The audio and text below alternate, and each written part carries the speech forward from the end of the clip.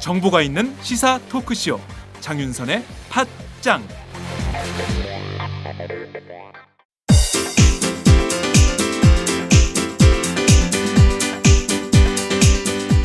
선배님, 문학을 잘 가르치는 대학이 따로 있을까요?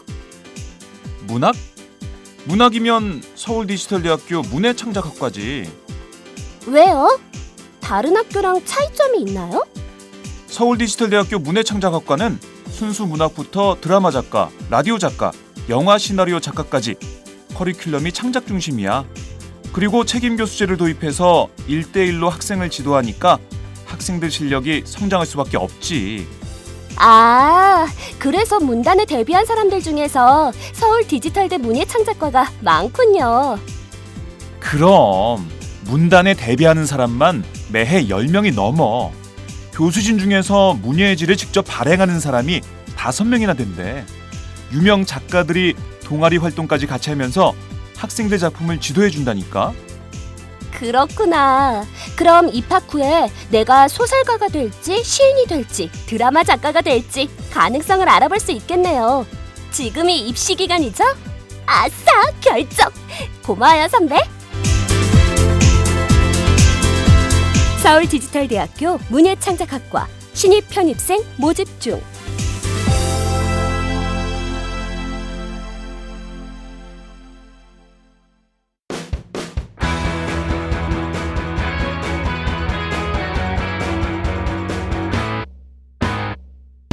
색깔 있는 인터뷰. 색깔 있는 인터뷰 시작하겠습니다. 안철수 의원의 탈당 그리고 신당 창당 선언 이후 심각한 내홍을 겪고 있던 새정치민주연합이 어제는 당명을 더불어민주당으로 바꿨죠. 새로운 돌파구 마련에 분주하는 모습인데요. 최근 온라인 당원 가입 급증세가 멈추고 또 최재천 전 정책위 의장, 권은희 의원의 탈당 등 이른바 비주류의 탈당 러시는 또 당분간 계속될 전망입니다. 현재 야당의 전통적인 지지 기반으로 알려진 호남 향후의 임원진마저도 현재 집단 탈당해서 천정배 신당으로 합류하겠다 이런 입장을 밝힌 상황인데요. 그야말로 제1야당 위기의 태풍 속으로 들어가는 게 아니냐 이런 전망이 쏟아지고 있습니다. 결국 분당 사태로 치닫는 걸까요?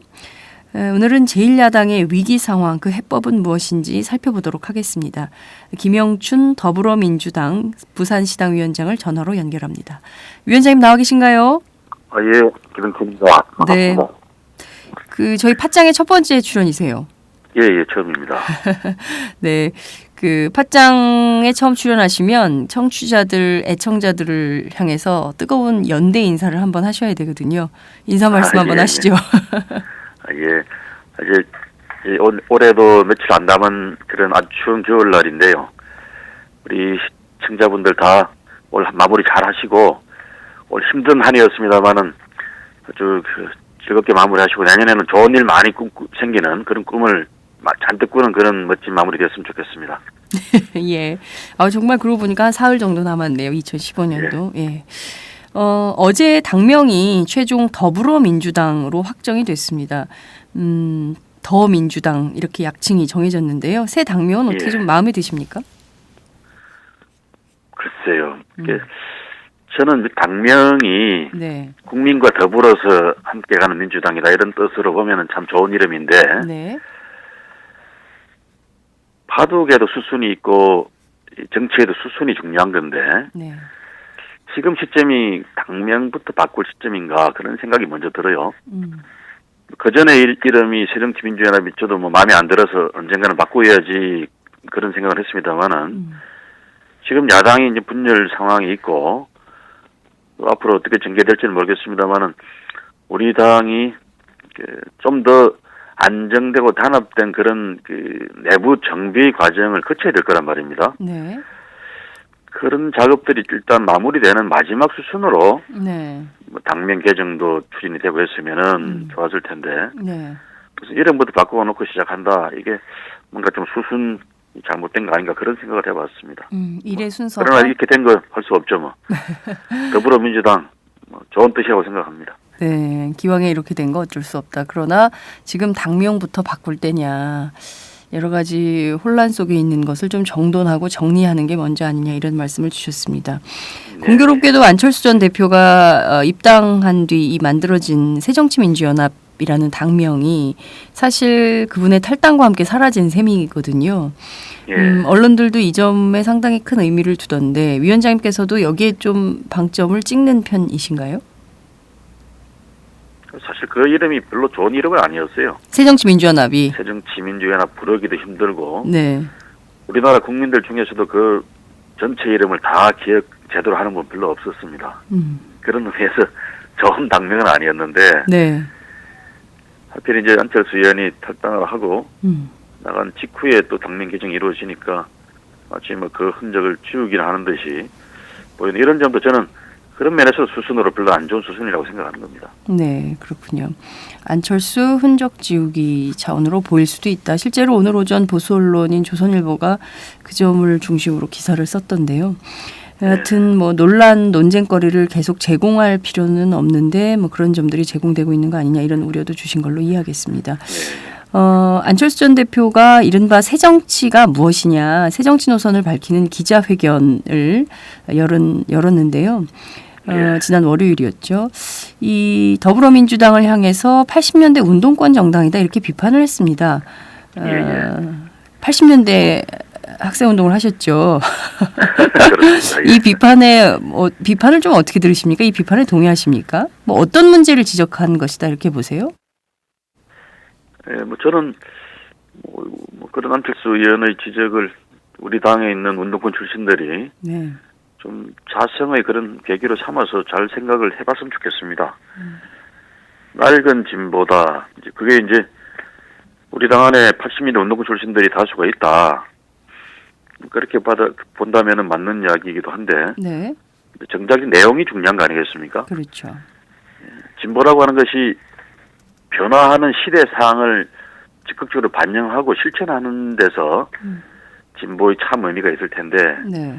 우리 당 내부의 어떤 80년대 운동권 출신들이 과연 지금 이 시대의 그 민초들이 겪는 아픔들을 적극적으로 대변하고 있는가? 저는 그런 점에서 우리가 반성할 지점들이 많다고 봅니다. 그건 안 의원의 비판과 좀 궤적이 다른 이야기일 텐데요. 네. 지금 몰락하는 자영업자들 또 날품팔이로 점점 전락해가는 많은 노동자들, 비정규직 노동자들 포함해서 이런 분들의 고통과 불안을 우리 당의 그 상대적으로 진보적인 정치인들이 얼마나 좀 통절하게 그렇게 느끼고 또 그들을 위해서 노력하고 있는가 이런 점에서 저는 안철수 의원의 비판을 겸하게 받아들여야 된다고 봅니다. 네. 안철수 의원의 비판이 과연 이 점에 있었다고 평가하십니까? 예컨대 뭐 맥락은 다른 이야기겠죠. 예.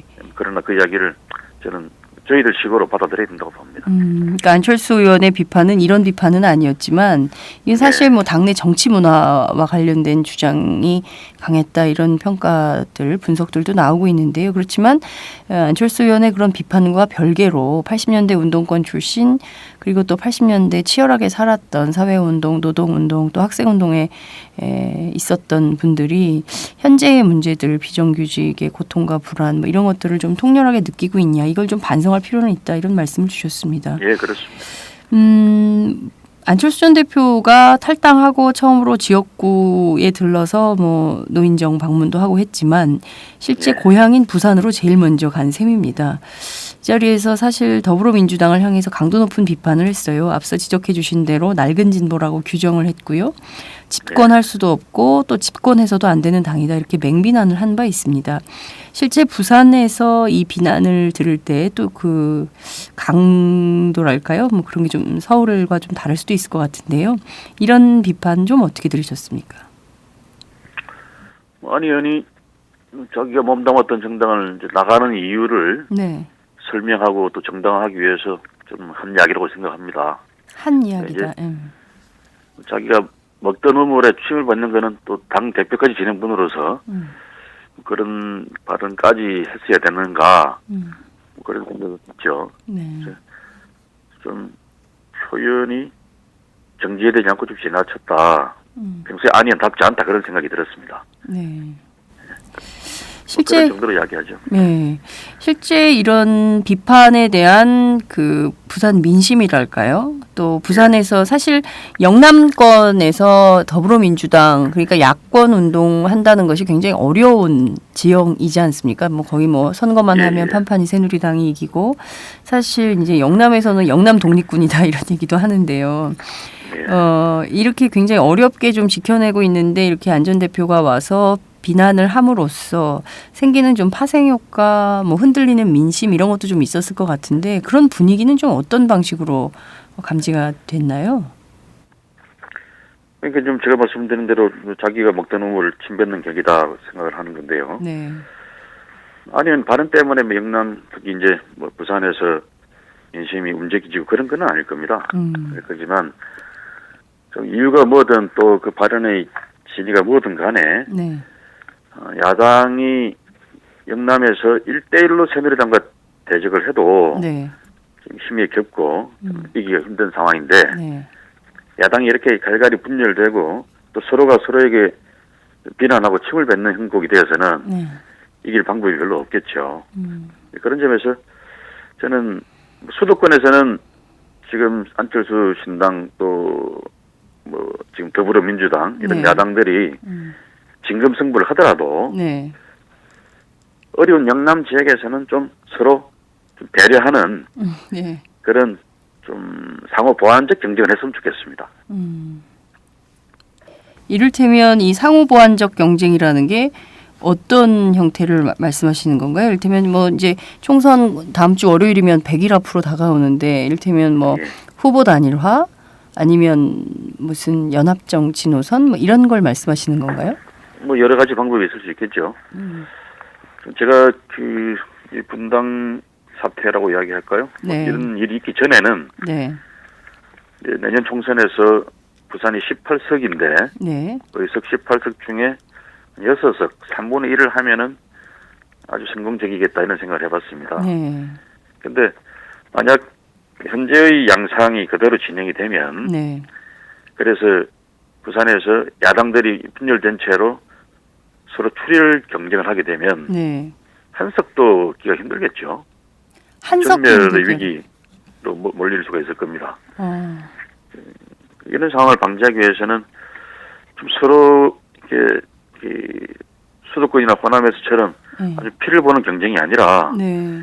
여기서는 후보가 단일화가 되었든 아니면 뭐 암묵적인 네. 그런 선거 연합이 되었든 어떤 형태가 됐든 간에 네.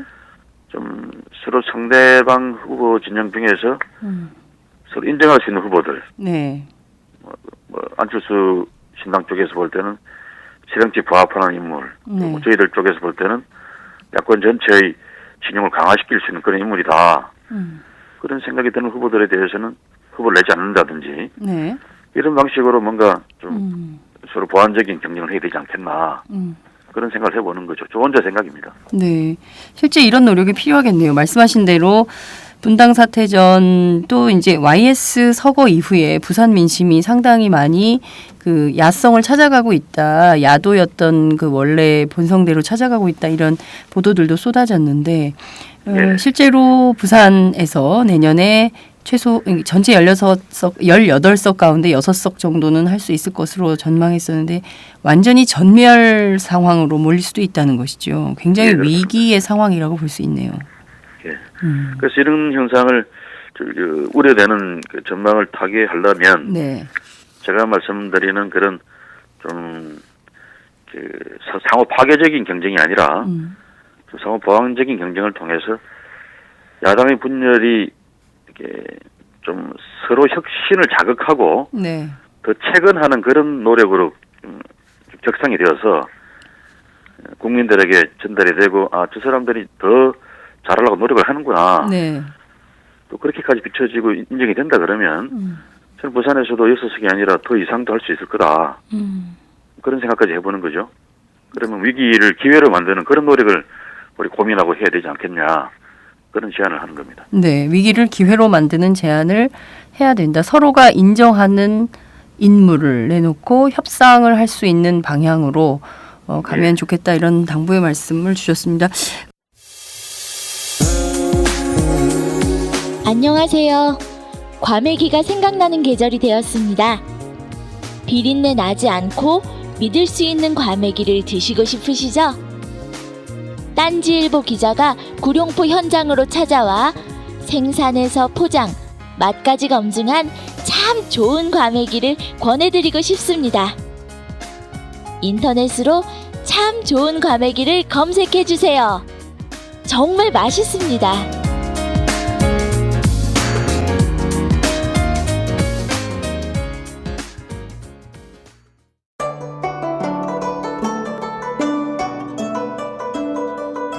안녕하십니까.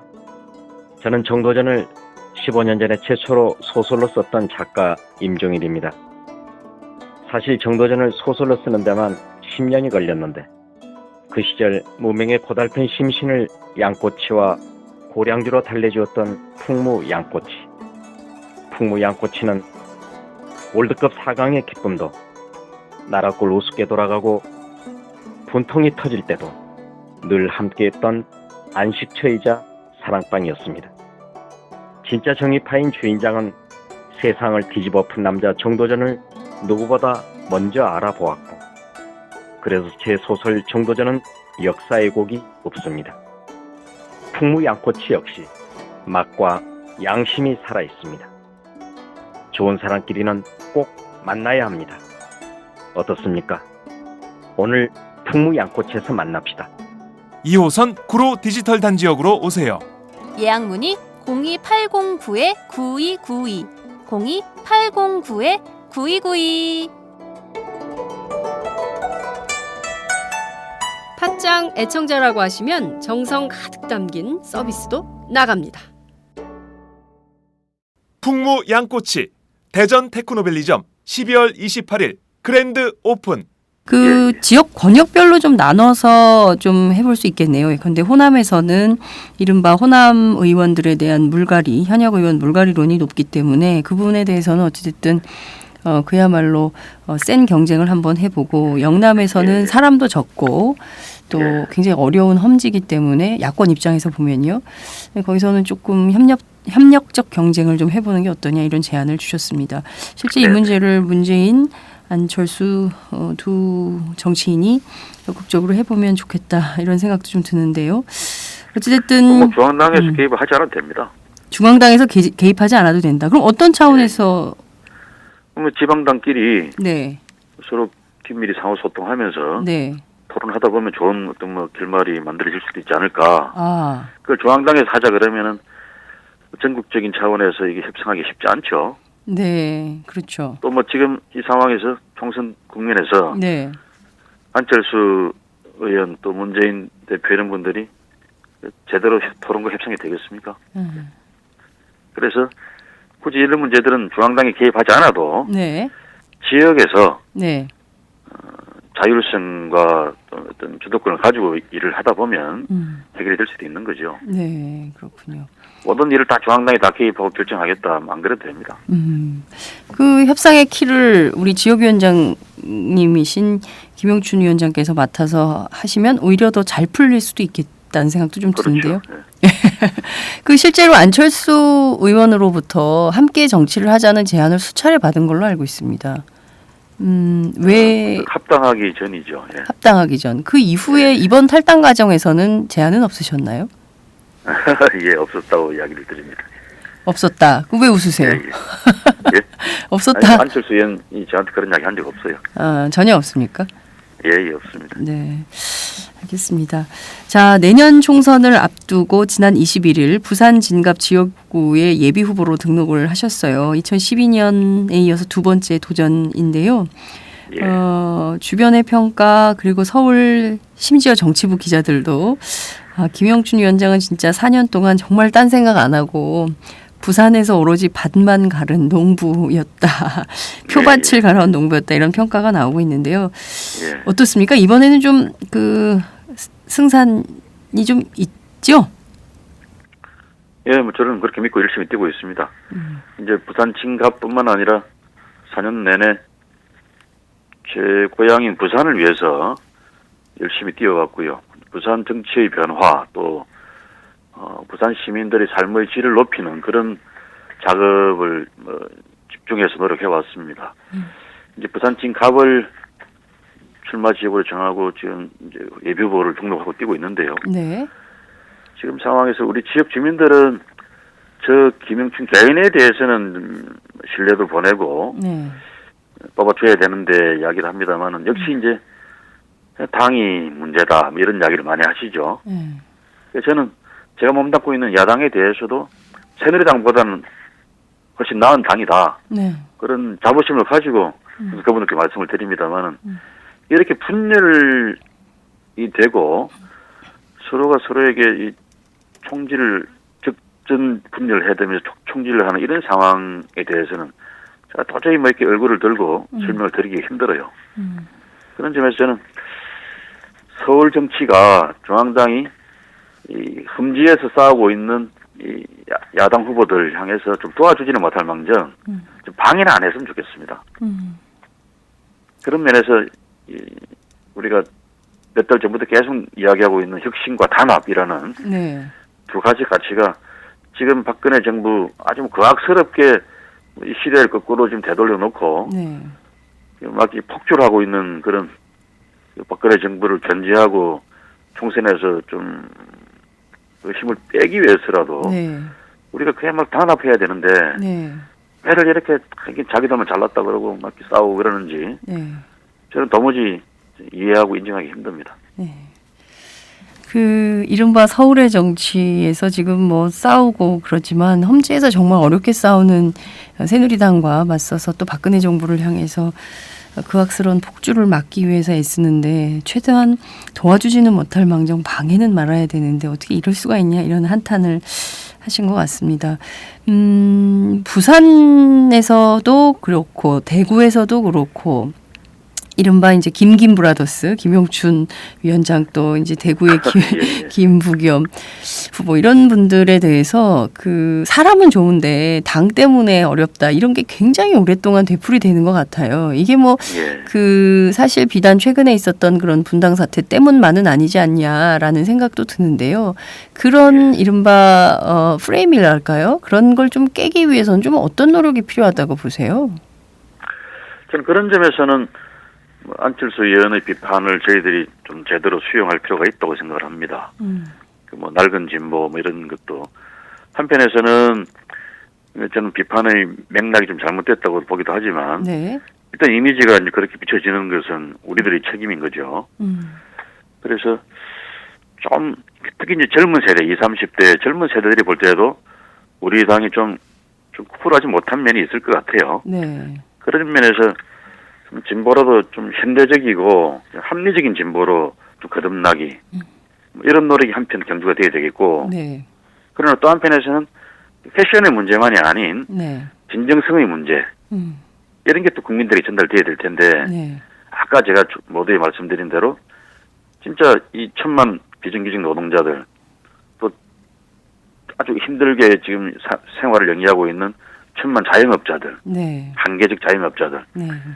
이런 분들의 고통과 그 목소리를 우리가 좀 대변하는 그런 노력을 일관되고 집중되게 좀 노력하는 네. 그런 당의 모습 뭐 이런 양면에서 다 좀 혁신의 작업이 이루어져야 되지 않을까 그런 아쉬움이 큽니다. 네, 그렇군요. 그렇게 노력을 해야죠. 예, 말씀하신 대로 정말 뭐 일부에서는 을지로위원회 활동도 열심히 하고 뭐 그 활동에 성과도 있다곤 하지만 그것이 당 전체가 그렇게 헌신하고 있다 이런 모양새를 보여주지 못한 점은 스스로 반성하고 노력해야 될 점이다 이런 지적을 해주셨습니다. 예. 그 부산에서요 문재인 안철수 출마해라 이른바 험지 출마론 이렇게 막 떠올랐는데 지금 문재인 대표의 경우에는 총선에 출마하지 않고 대선으로 직행한다 이런 입장인 것 같더군요. 그러니까 안철수 전 대표 그리고 안철수 의원 그리고 문재인 대표의 부산 출마와 관련해서는 좀 어떤 입장이세요? 문재인 대표는 당이 결정하면 자기는 따른다 이런 말씀 아닌가요? 총선 출마도 네. 부산이든 서울이든 네. 당에서 결정해주면 한다. 이런 입장으로 저는 알고 있는데요. 네. 뭐 여하튼간에 원대표든 안철수 의원이든 네. 저는 그런 분들이 무슨 국회의원을 오래 해서 선수를 쌓아서 뭐 늙어 죽을 때까지 하겠다 이런 생각들은 아닌 분들로 알고 있습니다. 네. 다들 정치 안 하겠다고 하다가 혹은 뭐 진짜 이 나라의 정치를 한번 바꿔보겠다 네. 그런 마음으로 정치에 뛰어든 그렇죠. 분들인데 네. 그렇다면은 그분들이 고향이 또 하필 다 부산이고 네. 부산이 20년 동안 새누리당 일색의 그런 독점 정치 속에서 부산도 힘들어졌지만 네. 대한민국 정치 전체가 특히 영남을 중심으로 새누리당 패권 네. 속에서 우리 정치가 선진화되지 못하고 비틀거리는 면들이 많으니까 네. 부산에서부터 한국의 정치 혁명, 혁신을 만드는 작업도 정치 지도자로서는 중요한 어떤 선봉의 역할이겠죠. 그렇다면 그 두 분이 다 저는 부산에 출마해서 네. 부산도 바꾸고 대한민국의 정치도 바꾸는 그런 작업에 앞장서는 게 그분들의 정치 입문의 어떤 동기나 어떤 그 자세로 볼 때는 부합되는 일이 아닌가. 네. 그런 차원에서 제가 요청도 하고 뭐 계속 공개 제안도 하고 그랬는데 네. 아직까지는 응답이 없는 거죠. 음. 그러나 총선이 여덟 남았으니까 네. 전 두 분이 다 부산에 출마할 기회는 열려 있다고 생각합니다. 네. 아, 그렇군요. 그런데 지금 상황에서 두 분이 부산에서 출마를 하면 그럼 이른바 이제 부산이 굉장히 뜨거워지는 선거구가 되고 모든 이목이 좀 집중돼서 부산으로부터 출발해서 수도권으로 올라오는 방향으로 정치 혁신을 좀 해보면 어떻겠냐 이런 전망을 내주셨습니다. 예, 예. 부산이 변화가 있으면 네. 부산의 선거 바람이 바뀌면 네. 경남, 울산도 영향이 우선 미쳐질 거고요. 네. 그게 대구, 경북해서 결국 수도권까지도 북상하지 않겠습니까? 저는 그런 기대를 하고 있는 거죠. 네. 그 두 분이 출마를 한다면 아까 6석 아마 이렇게 분당 상태로 가면은 전멸할 가능성도 높다 이런 전망을 해주셨는데요. 그런데 문재인, 안철수 두 정치인이 출마를 부산에 한다. 그러면 부울경 전체 총선 성적표는 어느 정도로 전망을 좀 하세요? 저는 그렇게 되면 부울경에서도 뭐 경남 같은 경우도 김해나 창원이나 네. 양산 같은 도시 지역은 야당 지지 기반이 많이 회복이 됐거든요. 또 울산도 무슨 야권 진영이 좀 정비가 되고 네. 서로 선거연합이 이루어진다 그러면 역시 괜찮은 지역이고요. 그래서 저는 안철수, 문재인 두 사람이 부산에 출마하면서 경쟁적으로 네. 이 바람을 일으킨다 그러면 저는 부울경에서 절반 달 수 있다고 생각합니다. 과반, 절반도 가능하다. 예, 네. 완전히 부울경 상황이 전체에서. 역전되는 거겠죠. 네. 아, 오늘 뭐 그 굉장히 희망적인 일편 좀 그 굉장히 우울한 전망도 있었지만 또 희망적인 전망도 해주셨습니다. 이런 대안이 있다 우리한테. 이게 지금 굉장히 낙심하고 열패감에 빠져 있는데 그러지 말고 이 위기를 기회로 만들면서 문재인, 안철수 두 정치인 과감하게 부산 출마를 통해서 부울경 전체를 흔들어라, 판을 흔들어라 이런 제안도 해주시고 계십니다. 예. 실제로 그렇게 갈 가능성이 높다고 보십니까? 저는 있다고 생각합니다. 네, 안철수 전 대표의 경우에는 여전히 뭐 본인의 지역구는 서울 노원이고 뭐 그 지역을 뜰 이유는 없다, 뭐 이런 얘기를 하고 있고요.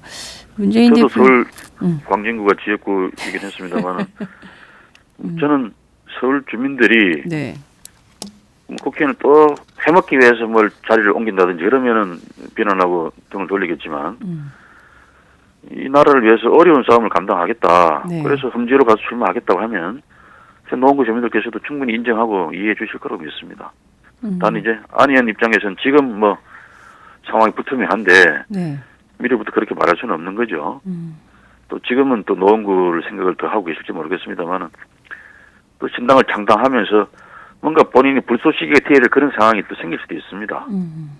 그래서 그런 꿈과 믿음을 버리지 않고 계속 추구하는 게 네, 저는 상황을 좋은 방향으로 자꾸 바꾸어가는 그런 밑거름이라고 생각을 하고 네, 계속 주장하고 요구할 생각입니다. 네, 알겠습니다. 안철수 의원의 경우에는 신당 창당 불쏘시개가 될 수도 있기 때문에 그 가능성은 열려 있고 또 노원구 주민들이 또 어려운 데로 가서 하국 정치를 바꾸겠다고 하면 마다할 이유도 없을 것이다. 이런 말씀도 주셨습니다. 당내 현황 얘기를 좀 해볼게요. 어제 또 2명의 현역 의원이 탈당을 했습니다. 이른바 비주류로 분류가 되는 최재천 전 정책위 의장 그리고 이른바 2012년 국정원 댓글 사건으로 그야말로 유명세를 탔던 권은희 의원인데요. 상징성 있는 두 의원의 탈당 어떻게 평가하십니까? 저는 권은희 의원이야 정치 안 들어오는 게 더 좋지 않았을까? 정치를 아예 안 하는 게 일단 어떻을까? 네. 논의를 하고요. 네. 최재천 의원의 탈당은 아프죠. 특히 본인이 차기 총선부터 정치에 이제 뭐라 그럽니까 출마하지 않겠다. 네. 정치 일선에서는 이제 나서지 않겠다. 네. 뒤에서 일을 만들겠다 이런 이야기를 했는데 네. 그런 정도까지 이제 자기 그 입장을 밝히면서 탈당을 했기 때문에 아픈 지점이라고 생각이 듭니다. 다른 그 앞에 탈당한 분들은 사실 뭐 이런저런 이설들도 많이 있죠. 과연 그분들이 무슨 뭐 새정치나 무슨 개혁 정치 기수가 될 수 있는 분들이냐 이런 이야기들부터 해서 많은 이론들이 있습니다만은 최재천 의원의 어제 그 발표는 보고서 가슴이 짠하기도 하고. 네. 그런 마음들이 우리 당에 대해서 이제 한편 그 쏟아지는 비판의 그 마음들의 한 일단이라고 생각하면 우리가 더 반성하고 잘 해야 되겠다 그런 생각을 해봅니다. 네. 문재인 대표도 저는 그 탈당하는 사람들을 그냥 마냥 뭐 문제가 있는 사람 이렇게 보지 마시고. 네. 우리가 뭘 더 고쳐야 되고 내가 또 뭘 더 좀 열린 마음으로 일을 해야 될까 뭐 그런 시금석으로 삼았으면 좋겠습니다. 네. 열린 마음으로 좀 탈당하는 사람들 문제도 좀 잘 봤으면 좋겠다 이런 말씀 주셨는데요. 최재천 의원이 어제 탈당의 변을 통해서 첫 번째는 총선 승리, 두 번째는 정권 교체, 세 번째는 내각제 개헌까지 가겠다 이런 말씀을 주셨는데요. 예. 내각제와 관련해서는 여러 가지 논란이 좀 있는 것 같습니다. 그리고 또 그렇죠. 예, 그리고 또 이제 새누리당이 주장하는 내각제의 정치적 의도가 또 따로 있는 것이고요. 또 최재천 의원이 말씀하신 내각제 개헌은 조금 다른 의미이긴 할 텐데 실제로 이 방향으로 가는 것이 긍정적이다. 한국 정치에서 이게 좋다. 이런 생각을 좀 하고 계신지 여쭤보고 싶어요. 최재천 의원이 워낙 뭐 그림을 크게 그리는 사람이라. 아, 그래요?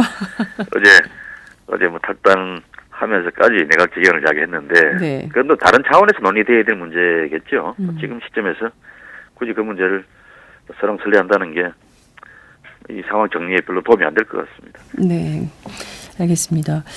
본격 직장인 드라마 공생. 야, 오 과장! 바이어한테 화한 보내라 그랬는데 왜 안 보낸 거야? 아닙니다. 보냈습니다. 무슨 소리야? 화한 하나에 10만 원이 넘을 텐데 지출 내역이 없잖아. 지출 내역이. 착한 콜 화한은 69,000원입니다. 에? 착한 콜? 1800-9222 정직한 가격에 착한 콜 꽃배달 서비스.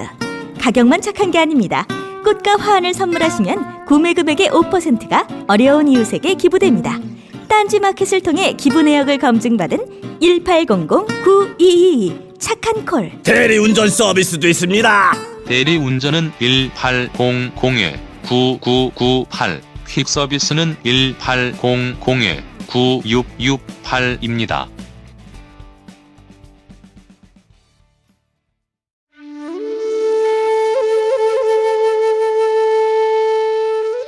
영한네이처의 마카 산삼. 공중파 텔레비전에도 없고 인터넷 배너 광고 하나 없지만 팟캐스트 좀 들어봤다 하는 분들은 다 아는 마카 산삼. 진짜 유명해져서 유사 제품도 많아졌습니다. 이젠 마카 산삼을 검색하면 너무 많이 나와요. 꼭 영한네이처로 검색해주세요. 팟캐스트에서 듣던 그 마카 산삼을 구입할 수 있습니다. 특히 나라 걱정으로 심신이 지친 분들에게 권합니다. 몸에 정말 좋습니다. 내 몸도 나라도 살릴 힘이 납니다. 페루의 마카와 우리나라 산삼, 몸에 좋은 11가지 원료를 모두 하나로 만든 마카 산삼. 마카 녹용과 마카소와 청소년도 있습니다. 1일 2회 공복에 따뜻한 물과 함께 드세요. 영한 네이처 마카 산삼. 네, 저도 팥짱 녹음하기 전에 마카산삼을 꼭 챙겨 먹고 있습니다. 새정치민주연합을 낳았던 산파 가운데 한 분이 바로 김한길 전 대표인데요. 예. 김한길 전 대표도 탈당 쪽으로 기울었다 이런 전망이 쏟아지고 있습니다. 예. 이른바 이 당에서 김한길계로 불리는 이른바 비주류 의원들이 전부 탈당을 하게 된다면 그렇게 해서 안철수 신당으로 가게 되면 일단 교섭단체 구성까지도 가능한 거 아니냐. 예. 이제 둘로 당이 완벽하게 쪼개지는 그런 상황이 올 수도 있다. 이렇게 볼 수도 있을 것 같은데요. 예. 거기에다 또 호남향후회가 사실은 그동안에 이제 어떤 그 전통적인 지지 기반이기도 했는데 임원진이 또 대거 탈당을 했어요. 그래서 이분들은 또 그 천정배 의원 쪽으로 갔는데요. 그러니까 이를테면 지금 일여다야 시스템, 그러니까 이를테면 뭐 천정배 신당, 또 안철수 신당, 또 박주선 신당 이렇게 뭐 여러 전선이 여러 가지로 나뉘는데 이 좀 이 상황을 좀 어떻게 정돈을 좀 해야 될 것 같은데요. 제1야당이 좀 그런 점은 좀 어떻게 보십니까? 이미 지금 저희 이제 더불어민주당 네. 저희 당에서 그런 흐름을 정리를 할 그런 힘이 지금 없는 거 아닙니까? 그래서 이제 그 흐름 자체가 네. 호남 민심의 전부는 아니더라도 이제 뚜렷한 흐름을 보여주고 있다고 생각이 들어요. 그래서 특히 문재인 대표에 대한 거부감, 이런 체제로는 총선 대선 승리가 어렵다 이렇게 인식하는 그 여론의 흐름은 저희들이 어떻게 이렇게 정리하기 힘든 문제겠죠. 네. 그래서 기왕에 이제 이렇게 탈당을 하고 또 분당까지 치닫는 이 행국을 저는 막을 수는 없다고 봅니다. 없고, 저는 이 흐름이 진행이 될 거라면은 좀 빨리 진행이 됐으면 좋겠어요. 김한길 전 대표의 경우에도 네. 자꾸 이렇게 저렇게 저울질할 게 아니라 네. 탈당을 하는 게 불가피하다고 판단하면 빨리 좀 탈당하시고 네. 그렇게 해서 안철수 신당이 됐든 이렇게 그쪽을 제대로 만들고 말이죠. 네. 그래서 더불어민주당과는 서로 이제 치열하게 혁신 경쟁을 하고 이런 방향으로 빨리 정리가 되는 게 낫지. 지금 총선이 4달도 채 안 남았는데 네. 계속 지금 더불어민주당 내부가 이렇게 어수선하고 혼란스러운 상황이 계속된다 그러면 이거는 야권 전체로 볼 때도 자해 행위가 될 수밖에 없죠. 네. 저는 그런 점에서 좀 빠른 결단, 빠른 행동이 필요하다고 생각합니다. 네. 야권 전체의 자해 행위가 될 수 있기 때문에 김한길 전 대표의 경우에도 탈당하시려면 저울질 그만하고 얼른 하시라. 탈당 안 했으면 좋겠고요. 안 했으면 좋겠지만, 예. 하지만 하늘 당 대표를 지낸 분으로서 탈당이라는 게 참 쉽게 할 수 없는 일인데 네. 그런 면에서 탈당 안 했으면 좋겠습니다. 또 그분이 제 지역구를 이어받은 분이거든요.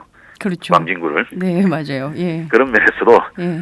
우리 광진구 주민들을 위해서라도 좀 이 지역 국회의원이 자꾸 왔다 갔다 바뀌고 이런 게 당직이 바꾸는 게 별로 안 좋은 일일 테니까 저는 좀 개최했으면 좋겠는데 네. 근데 만약에 탈당을 결심하고 있는 거라면은 빨리 결행하는 게 맞는 거죠. 네, 그렇군요. 문재인 대표가 그 지난 주말 수도권 중진 의원들이 이선 후퇴 제안한 바 있는데 내 거취와 관련해서는 더 이상 논란을 허용하지 않겠다 이렇게 밝혔습니다. 예. 문재인 대표의 이런 태도는 좀 어떻게 보십니까? 이 표현이 좀 과하다 싶더만요. 그분이 그렇게 과격하게 말하는 분이 아닌데 네. 그렇게까지 표현을 했을까 싶은데 자존심이겠죠. 그만두더라도 내가 결단해서 그만둘게 이런 이야기 아니겠습니까? 네. 근데 내가 그냥 당이 어떻게 되든 말든 내가 그냥 던져버리고 그만둔다 이건 무책임하다고 생각하시는 걸 테고 네. 우리 당이 뚜렷이 혁신의 방향으로 계속 치닫고 그 방향이 되돌이킬 수 없는 흐름으로 자리를 잡는다라는 그 믿음이 생기면 그만둔다. 그만둬도 내가 그만둔다. 네. 이런 의미로 저는 이해가 됐습니다. 그렇군요. 실제로 지금 그만두더라도 근데 지금 그만두는 게 옳으냐 그르냐 이것도 좀 그 논쟁의 여지가 있는 것 같습니다. 그 점은 좀 어떻게 보십니까?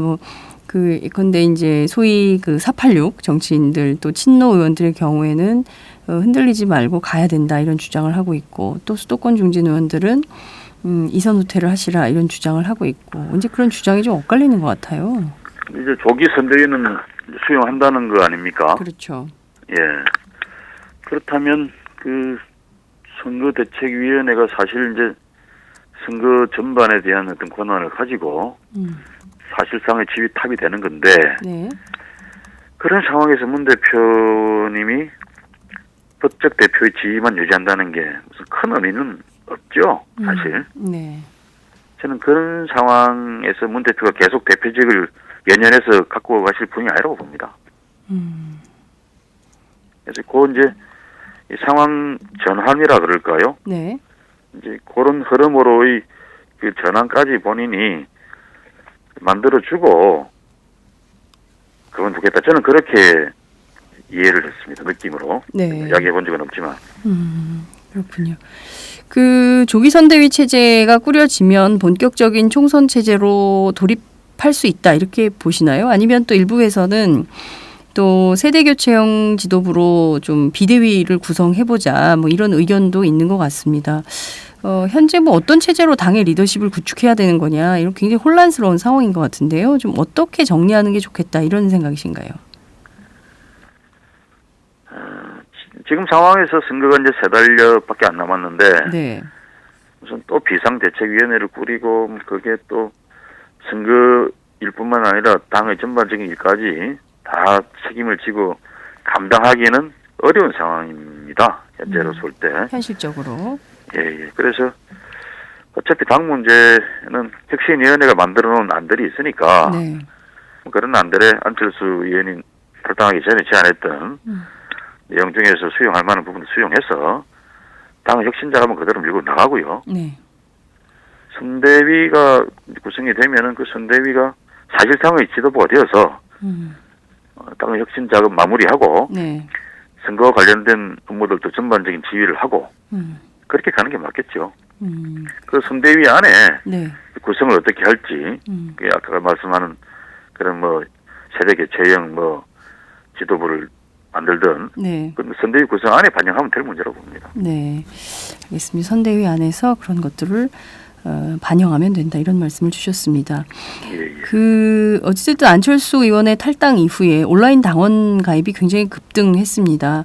6만 예. 5천, 뭐 7만까지 이렇게 집계가 됐다는 보도가 있는데요. 예. 실제 뭐 이렇게 많이 10만 이상을 넘는 방향으로 더 확산되는 추세는 좀 아닌 것 같습니다. 그럼에도 불구하고 이렇게 몰려드는 당원 가입의 물결이랄까요? 이건 좀 어떻게 보세요? 어떤 의미가 있다고 보십니까? 우선은 이번에 그 저희 당에서 이제 당헌 당규를 고쳐서 온라인 입당이 가능하게 네. 이제 본인 인증 절차를 이제 제대로 하면 네. 온라인 입당이 되게 바꿨지 않습니까? 네네. 그래서 젊은 그 지지자들이 이제 대거 입당을 하는 물꼬를 터줬다고 봅니다. 거기에 대해서 그 문재인 대표가 지금 당 안에서 몰리고 있긴 합니다만 그래도 유력한 대선 주자죠. 네. 어제 발표된 여론조사에서도 19점 몇 프로로 네. 전체 대선 예비 후보군 중에서는 1위 뭐 미세한 차이지만 그래도 1위 후보로 나타나지 않습니까? 네. 그 문재인 대표 개인 지지자들도 전국에 많이 있는 거고요.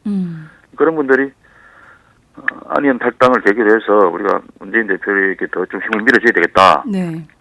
뭐 그런 생각에서 또 입당을 또 결행을 하고 그런 분들도 많이 계실 거고요. 그런 게 지난 한 주의 흐름이었다고 본다 그러면 네. 그게 계속 지속될 수는 없는 거죠. 자연스러운 뭐 흐름으로 가고 있다고 봅니다. 네.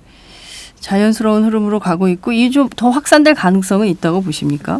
이제는 그렇게 갑자기 급증하지는 않겠지만 꾸준히는 늘어날 수 있겠죠. 네. 그 어제 발표된 여론조사 리얼미터 조사인데요.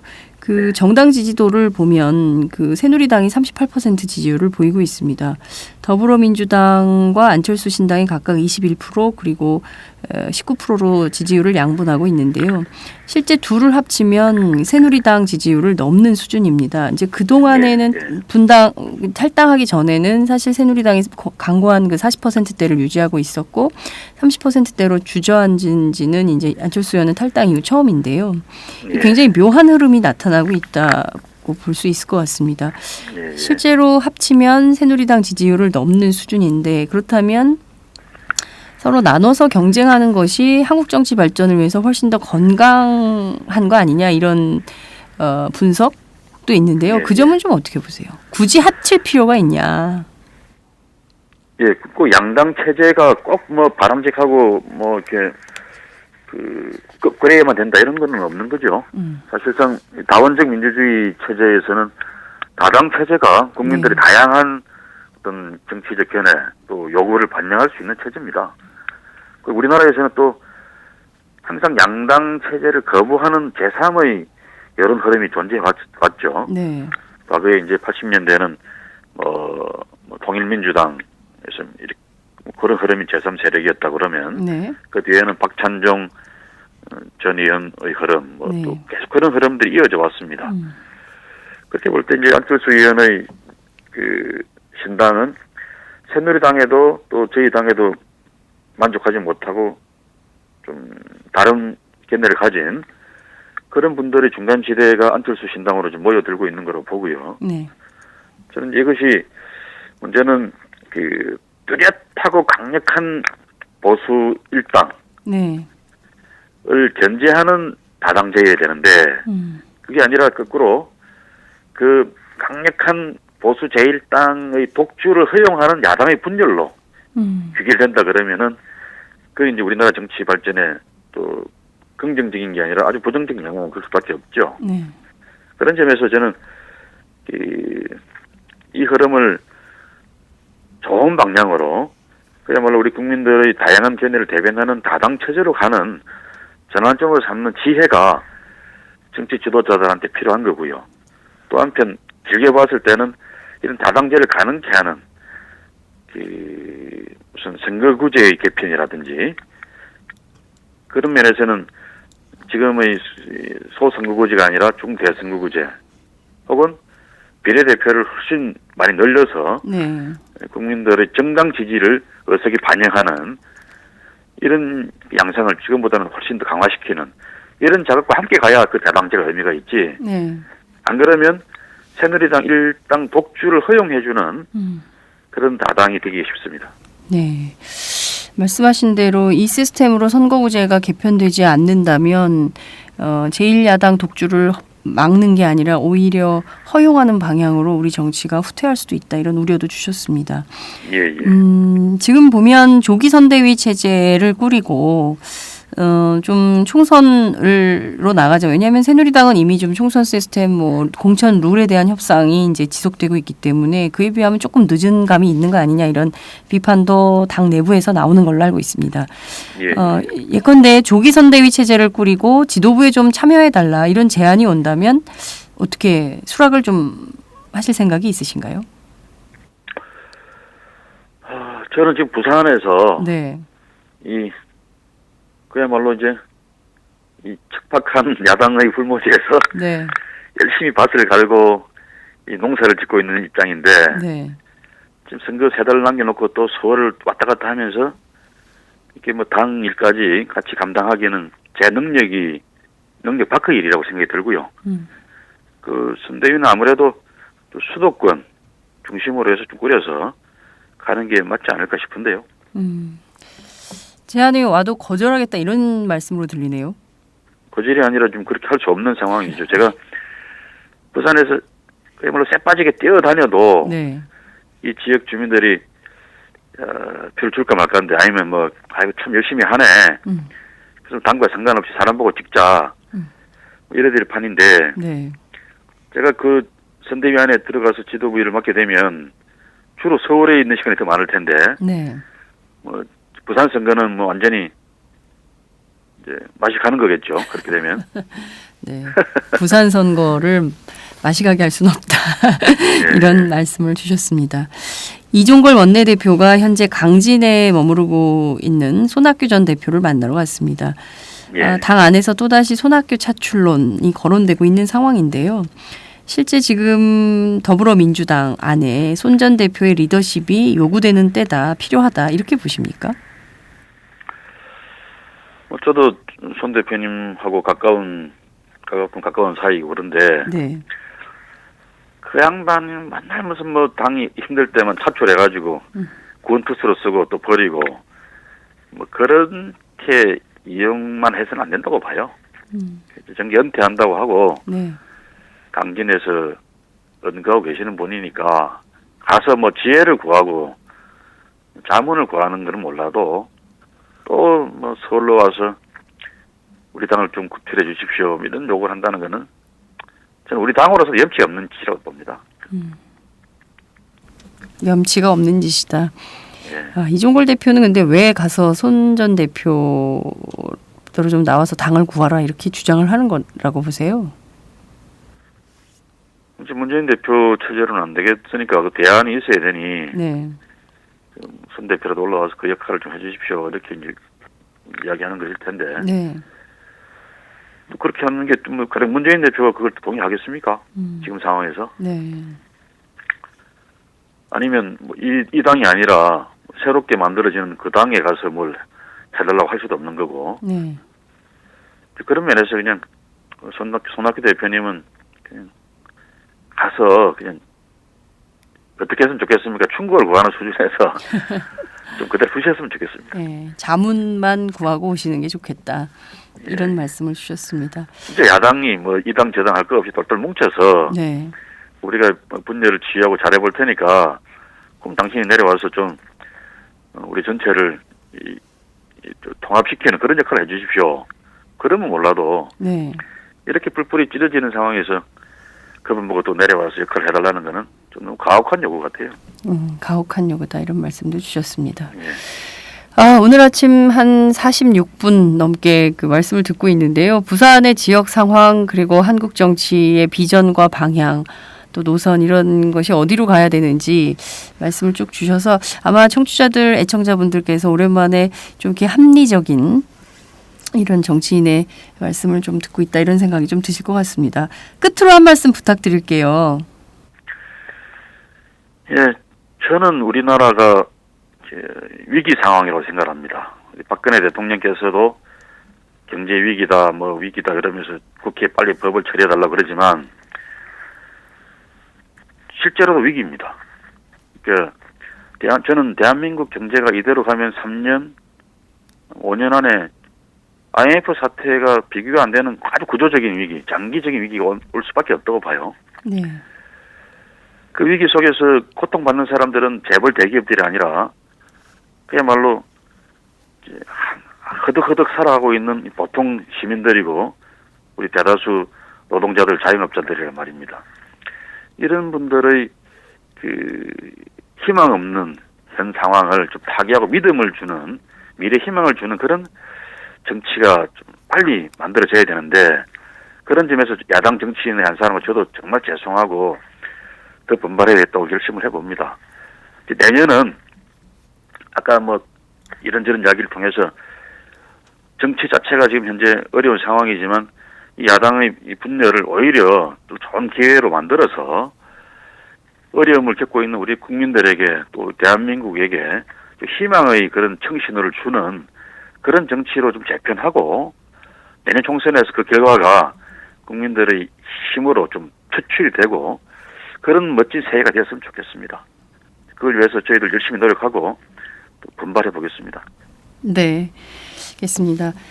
부산에서 정말 쎄 빠지게 표밭을 갈고 계신 김영춘 위원장님 만났습니다. 분열을 기회로 만들고 또 희망의 청신호를 주는 방향으로 한국 정치가 재편됐으면 좋겠다 이런 기대도 표출해 주셨는데요.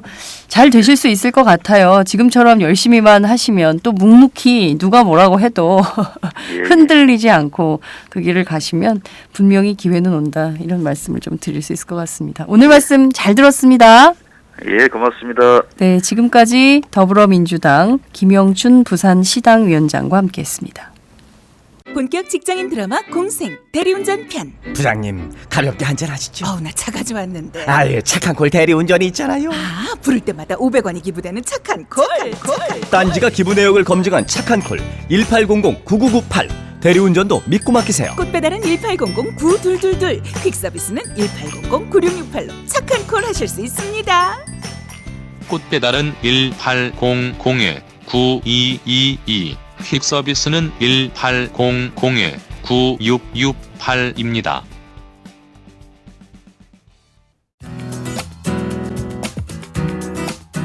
안녕하세요. 오마이뉴스 대표 오연호입니다. 감사합니다. 여러분의 성원 덕분에 바로 어제 오마이뉴스의 10만인 클럽 회원 10,000번째 참여자가 탄생했습니다. 여러분의 응원 덕분에 오마이뉴스는 더욱더 힘차게 권력과 자본의 눈치를 보지 않고 뚜벅뚜벅 참 언론의 길을 갈 수 있게 되었습니다. 계속 성원해 주십시오. 10만인 클럽 회원이 2만 명 정도가 되면 사실상의 진보 종편도 가능합니다. 자, 그 길을 위해 독자 여러분 함께 해주십시오. 감사합니다.